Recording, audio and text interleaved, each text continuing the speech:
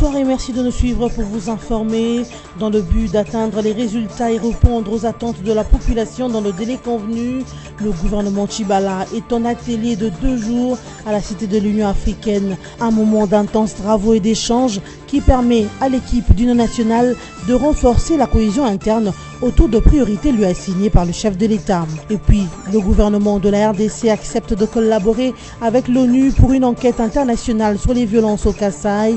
Marie-Ange Monchebekwa, ministre des Droits humains, a cependant précisé que cette enquête concernera non seulement les 2 experts onusiens, mais aussi les Congolais tués par la milice Kamina Sampou. Une seule condition posée, la RDC devra garder la direction de cette enquête. Enfin, célébration de la Journée mondiale de la sécurité routière, une occasion de sensibiliser les usagers de la route sur tous les risques existants. À Kinshasa, piétons comme véhiculés s'accusent mutuellement sous le non-respect du code de la route. Le Premier ministre Bruno Tshibala et ses 58 membres assistent depuis ce mercredi 7 juin à la Cité de l'Union africaine à un séminaire atelier axé sur le leadership et le renforcement de l'efficacité. Pendant 2 jours, ils vont réfléchir et discuter sur les bonnes pratiques de la gestion de la chose publique. Question d'améliorer leur performance dans l'action gouvernementale. Ces 2 jours d'intenses travaux et d'échanges sont également une occasion pour ce gouvernement Brouchi de renforcer la cohésion interne autour de priorités lui assignées par le chef de l'État.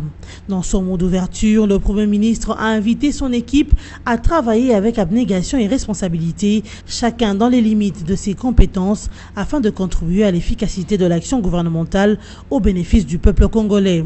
Selon Bruno Tshibala, ce séminaire permet à son équipe gouvernementale de côtoyer des méthodes novatrices qui permettront d'établir les liens entre les résultats et les allocutions budgétaires en justifiant l'utilisation des fonds publics, d'améliorer la gouvernance en instaurant la transparence et en bannissant à tous les niveaux l'impunité. Bruno Tshibala reste convaincu que le débat qui découlera de ces échanges de la Cité de l'Union africaine allumera dans chaque participant la flamme patriotique de la recevabilité qui balisera le chemin pour des solides fondements d'un Congo émergent au cœur de l'Afrique.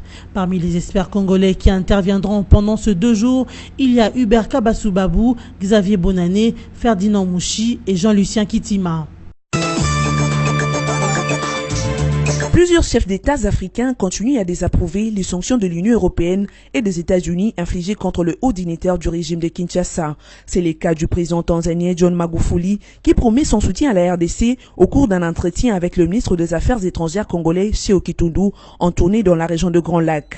En sa qualité de président de la Troïka politique et diplomatique de la SADC, le président tanzanien a qualifié les récentes sanctions contre les personnalités congolaises d'inacceptables. Et à lui d'ajouter que la SADC et l'Union africaine prendront des dispositions pour rejeter ce pratique injuste visant la déstabilisation des pays africains. Après la Tanzanie, le ministre congolais des Affaires étrangères s'est rendu en Zambie où il a été reçu par Edgar Lungu, président zambien. Ce dernier, visiblement convaincu par le message envoyé par son homologue congolais Joseph Kabila, a rejoint le point de vue du président tanzanien, estimant à son tour que ces sanctions sont l'œuvre de partenaires internationaux ayant des agendas cachés pour leurs intérêts égoïstes. Léonard Sékou Kitundu a salué le soutien de ces 2 pays africains. Nous avons condamné ensemble les ingérences extérieures dans les politiques internes des pays de la région. Et nous avons décidé ensemble d'initier une réaction commune de l'Union africaine. Rappelons par ailleurs qu'après l'Angola, le Burundi, l'Ouganda, le Rwanda et la Tanzanie, le vice-premier ministre congolais des Affaires étrangères aurait achevé sa tournée en Zambie dans le souci de maintenir les relations diplomatiques. Le gouvernement congolais a finalement accepté la collaboration de l'ONU pour une enquête internationale sur les violences au Kasaï. Une annonce faite par Marie-Ange Monchebekwa le mardi 6 juin à Kinshasa. D'après la ministre des Droits humains qui réagissait aux menaces des Nations Unies, lesquelles attendaient dans un délai de 2 jours les engagements de l'exécutif congolais sur ces investigations, le gouvernement congolais n'a rien à cacher. Et à elle d'ajouter que le pays de Joseph Kabila reste ouvert à tout appui logistique et technique de l'ONU. Mais cette collaboration avec les Nations Unies est conditionnée, a indiqué Marie-Ange Monchebekwa.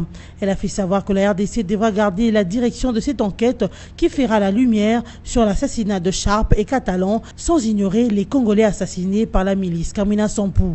Pour rappel, le haut-commissaire de l'ONU aux droits de l'homme, Zeid Ra'ad Al-Hussein, a indiqué mardi 6 juin à Genève en Suisse qu'il attendait, dans un délai de 2 jours, des réponses appropriées du gouvernement de la RDC concernant une enquête conjointe sur les violences meurtrières commises dans l'espace kassaïen.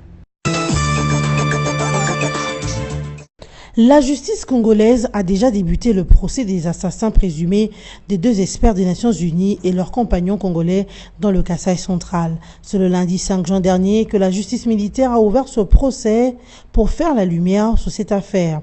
Selon les avocats de 2 présumés assassins, les 2 incriminés ont comparu et sont poursuivis pour crimes de guerre par meurtre, crimes de guerre par mutilation, terrorisme et participation à un mouvement insurrectionnel.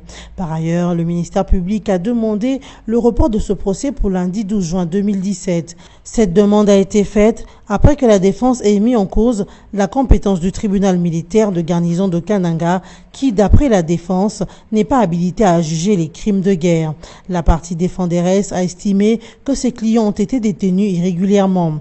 Il s'est de rappeler que ce procès s'est ouvert 48 heures après le séjour du chef de l'État Joseph Kabila Kabange au Kasaï, 8 mois après l'éclatement des violences dans cette partie centrale de la République démocratique du Congo. Le Bureau conjoint des droits de l'homme des Nations Unies suit avec attention le procès des présumés auteurs du massacre Kamwina Nsapu qui a débuté lundi 5 juin dernier au Kasaï. La force onusienne souhaite que la lumière soit faite sur toute cette affaire afin que les responsables soient punis. Et au sujet de l'ultimatum lancé par les Nations Unies concernant l'ouverture d'une nouvelle enquête sur l'assassinat de 2 experts onusiennes, le porte-parole ad interim de la MONUSCO s'est réservé de tout commentaire, mais il a cependant salué l'initiative du gouvernement congolais de travailler ensemble avec l'ONU tout en gardant la direction de cette affaire. Par ailleurs, les Nations Unies plaident pour l'application de l'accord du 31 décembre 2016 pour que les élections soient organisées d'ici la fin de l'année, tel que stipulé dans l'accord du 31 décembre, et ce dans la transparence et dans l'équité. John Numbi élevé au titre de grand officier. L'ex-chef de la police nationale congolaise, le général John Numbi et 7 autres officiers de la police ont été élevés au titre honorifique de grand officier dans l'ordre national des héros nationaux Kabila Lumumba. C'était à l'occasion du 20e anniversaire de la prise de pouvoir par l'Alliance des forces démocratiques pour la libération qu'une ordonnance a été signée par le président Joseph Kabila Kabange. Le texte signé fait référence au mérite de ces officiers ainsi qu'aux loyaux services rendus par ces derniers à la nation au sein de la police nationale congolaise. Cependant, seul le nom de John Numbi semble poser problème.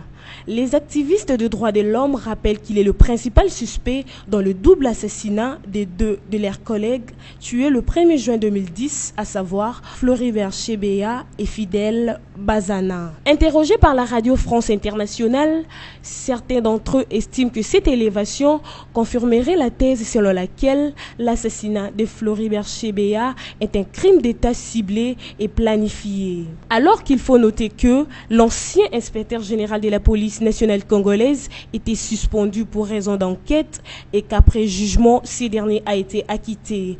D'où son élévation au titre de grand officier à sa raison d'être, vu que cette affaire est désormais close et classée.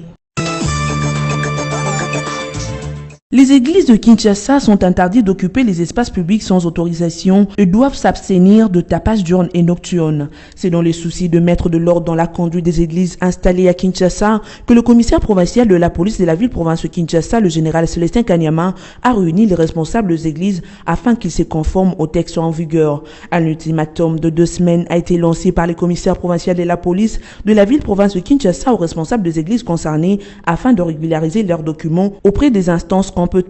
À partir du 26 juin, les éléments de la police descendront sur le terrain pour procéder au contrôle des documents administratifs requis de chaque église. Tout est clair, nul n'est censé ignorer la loi, mais la procédure pénale nous rappelle qu'avant la sanction, il faut toujours sensibiliser. Il faut rappeler les gens à l'ordre. Et c'est ce que nous avons fait. Désormais, les églises et les confessions religieuses qui envisageraient l'exploitation de voies publiques devront préalablement solliciter une autorisation des autorités compétentes. Rappelons que les différentes résolutions ont été prises par une commission mixte ad hoc composée de membres de la police et des églises représentées au cours d'une rencontre au commissariat général de la police. Célébration ce mercredi 7 juin 2017 de la Journée mondiale de sécurité routière de passage à niveau. Une occasion pour l'Union internationale de chemin de fer de s'employer à sensibiliser les usagers de la route sur les risques qu'ils courent afin de les inciter à modifier leur comportement. Ici à Kinshasa, capitale de la République démocratique du Congo, les usagers rencontrés, notamment les piétons, ont déploré les faits que les automobilistes ne tiennent pas compte du code de la route. Ces derniers interpellent les autorités compétentes pour qu'elles jouent pleinement leur rôle. Quant à notre pays, je pense qu'il y a beaucoup de choses à réaliser. Au chef de les administratifs de la sécurité routière doivent jouer vraiment leur rôle étant que chef. Alors, pour que la sécurité routière puisse avoir quand même un impact, il faut sensibiliser et la population et les agents routiers afin de trouver quelque chose de plus cohérente ou plus adapté par rapport à nos routes et aux états de nos véhicules. Priorité pour la sécurité, pour bien les Congolais, il faut attendre la ngambo, la gauche et la droite. De leur côté, les automobilistes ont fustigé l'attitude négative des piétons qui n'observent guère les signalisations routières et se permettent même de monter sur les séparateurs. Au-delà de ces accusations mutuelles, les piétons et les automobilistes estiment que l'État a un rôle majeur à jouer pour leur protection.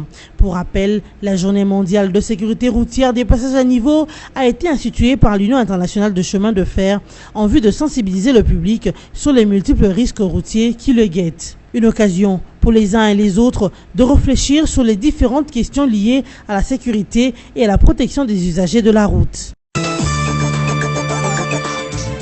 Il y a 2 semaines que la CENI a débuté le processus d'enrôlement des électeurs à Kinshasa.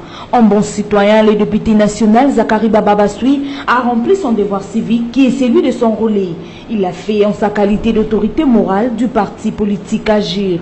Zakari Bababasui a à cette occasion appelé la population congolaise à obtenir la carte d'électeur pour être éligible aux prochaines échéances électorales, car cette carte est un pouvoir, a-t-il rajouté. L'autorité morale de Agir a ainsi exhorté les Kinois à s'enrôler massivement afin d'obtenir plus de députés Kinois dans l'hémicycle de l'Assemblée nationale, car le nombre de députés dépendra du nombre de personnes enrôlées. Mwana nyonso tu ya Kinshasa oyo botami na Kinshasa okoli na Kinshasa mutu nyonso oyo Kinshasa eyambi commission na mbongo esali yo makambo nyonso bien zwa carte d'électeur na yo po ekende et permettre yo o voter to ozala candidat.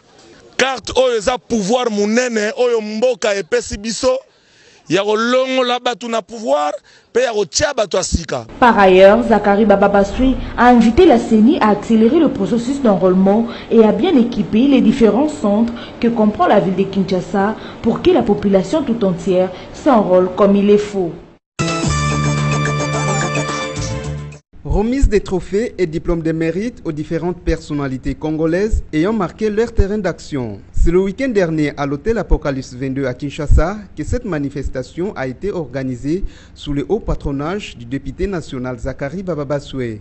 Les projecteurs de la soirée ont été braqués à cette occasion sur le léopard de la Société des ambianceurs et des personnes élégantes SAP, Tondolo Bilele. Ce dernier a reçu un trophée de mérite pour son ancienneté et ses performances dans la SAP. Ensemble avec ses collègues, ils ont remercié Zakari Bababasui pour sa reconnaissance et son implication dans la SAP. Le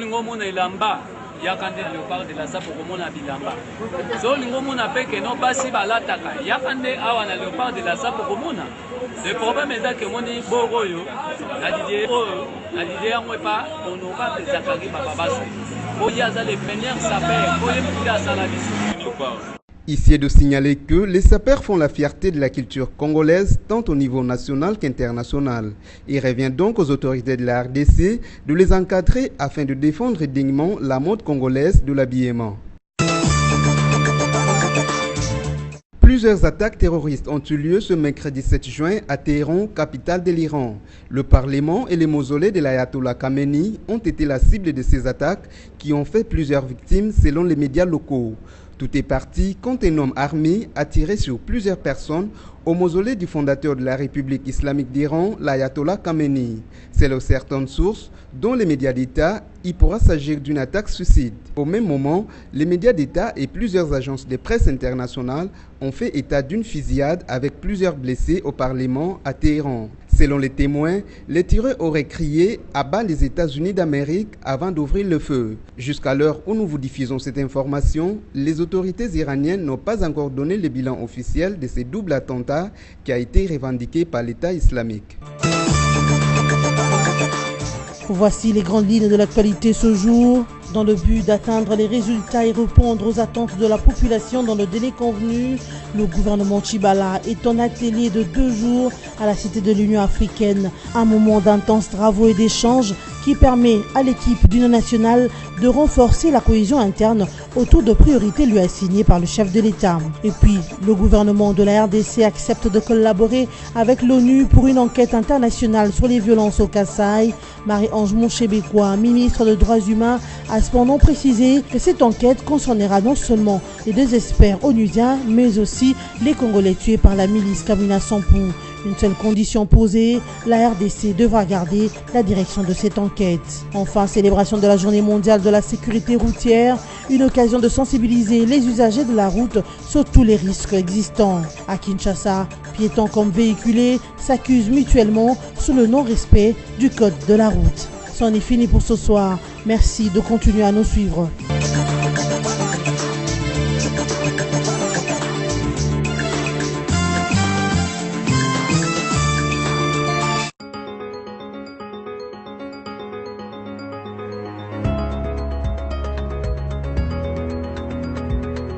Mesdames, Messieurs, bienvenue à la lecture de journaux paris en ligne ce mercredi 7 juin 2017. Ouvrons cette revue de presse avec radiocapi.net qui titre à sa manchette « Enquête au Kasaï, la RDC accepte la collaboration de l'ONU mais veut garder la direction ». Le gouvernement de la RDC reste ouvert et accepte la collaboration de l'ONU pour une enquête internationale sur les violences au Kasaï, a affirmé mardi 6 juin la ministre des Droits humains Marie-Ange Monchebekwa. Elle réagissait ainsi à la menace des Nations Unies qui attend d'ici 2 jours des engagements de l'exécutif congolais sur les violences dans la province du Kasaï. Le gouvernement de la RDC n'a rien à cacher, affirme Marie-Ange Monchebekwa. À l'ouverture mardi 6 juin de la 35e session du Conseil des droits de l'homme à Genève, le haut-commissaire de l'ONU aux droits de l'homme, Zeid Ra'ad Al-Hussein, a rappelé qu'il réclamait depuis mars dernier la création d'une commission d'enquête du Conseil sur les violences en RDC après la découverte notamment de charniers. Pour Marie-Ange Monchebekwa, la RDC n'est pas opposée à une collaboration de l'ONU, mais devra garder la direction de l'enquête. Poursuivons cette revue de presse avec Forum des As qui rapporte, malgré l'ultimatum du Raïs du 12 mai dernier, toujours pas de Sensa. Pourtant, s'il faut se conformer à la lettre de l'accord du 31 décembre, la désignation du président de cette structure clé ne devrait plus poser problème. Après la nomination du Premier ministre Bruno Tchibala le 7 avril dernier et la formation de son gouvernement le 9 mai, les Congolais assistent à une sorte d'hibernation qui ne dit pas son nom. Tout se passe comme si toutes les institutions prévues dans l'accord du 31 décembre avaient déjà été mises en place. Pourtant, il reste encore à faire. Depuis plusieurs semaines, l'opinion attend impatiemment la mise sur pied du Comité national de suivi de l'accord et la désignation de son président. Hélas, on semble ne plus en parler. Face à ce qui ressemble désormais à un silence radio, des voix s'élèvent de plus en plus au sein de l'opinion à Kinshasa. Des analystes avisés estiment à partir du moment qu'un nouveau gouvernement a été mis sur pied, plus rien ne devrait justifier leur état actuel dans l'avènement du Sensa. Bouclons cette revue de presse avec Congo Virtuel qui titre « Patronage des obsèques, l'ultimatum insulte de Monseigneur Moulumba Tshisekedi ». L'affaire des obsèques de Tien Tshisekedi a depuis longtemps pris une tournure malsaine avec tous les marchandages qui l'entourent et dont on connaît les auteurs et leurs motivations. Mais que l'on en arrive à accuser des gens de chercher à y apposer un label de patronage, cela dépasse tout entendement. Cette dimension de l'outrage à la moralité est tellement funeste qu'elle doit être dénoncée dans le moindre détail, à commencer par l'identification de la personne qui aurait réclamé ce label de patronage. En tout cas, on peut tout lui reprocher, mais Joseph Kabila est bien loin d'en arriver à une telle revendication, lui qui connaît la douleur filiale pour avoir perdu son père dans les conditions que l'on connaît. Qui donc peut avoir exigé les obsèques de Tien Tshisekedi soient placées sous le haut patronage de Joseph Kabila? Comme indiqué si haut, cette demande est tellement grave que seul Monseigneur Mulumba, qui en a fait état dans la presse, doit donner les précisions, ne fût-ce que pour consoler la conscience choquée des Congolais. Aussi longtemps que lui, prince de l'Église, quoiqu'à la retraite, n'aura pas élucidé cette sombre énigme, c'est sur lui qui reposera cette extrême insulte à la mémoire de Tien Tshisekedi, son propre frère de sang. Fin de cette revue de presse, merci de l'avoir suivi et restez branchés sur BSC TV.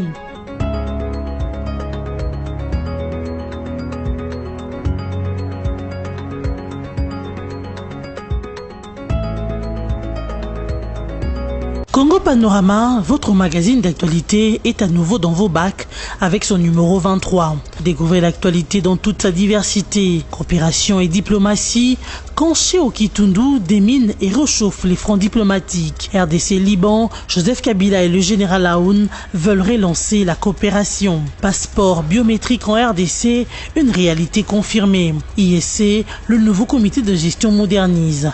La CGT à fond sur la route bypass. Agnès Moad renforce les capacités des cadres et agents de l'INSS. Promotion de l'industrie, Patrice Kitebi et Marcel Kassembe au front de l'Est. Eventprint à Kinshasa, la RDC toujours fréquentable.